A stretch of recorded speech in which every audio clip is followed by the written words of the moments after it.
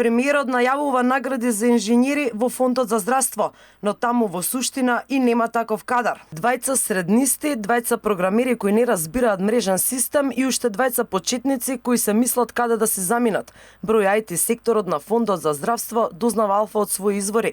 За една од наредните државни награди кои што ги доделува државата, ќе предложам еден од инженерите кои што работат на справување со сајбер нападите да биде одликуван со државна награда во име на сите инженери кои што во овој период работат на спречување и на отстранување на последиците од сајбер напади. Шефот на информатичарите Сашо Станчевски на боледување од минатата среда, кога во вторникот се онесвестил од стрес, а во фондот е поставен со овластување само 2 години, брифираат од фондот. Името на Станчевски се појавува во многубројна работна група која ја формирал поранешниот министер Венко Филипче за воспоставување на функционален секторски пристап во областа здравство.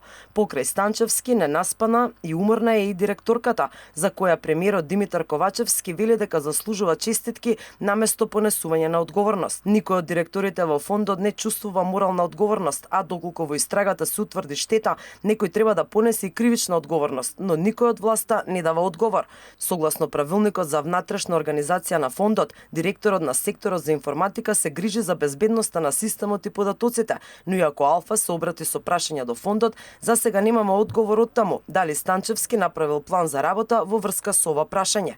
И наместо да биде казнет или отпуштен, шефот на IT секторот веројатно ќе добие државна награда.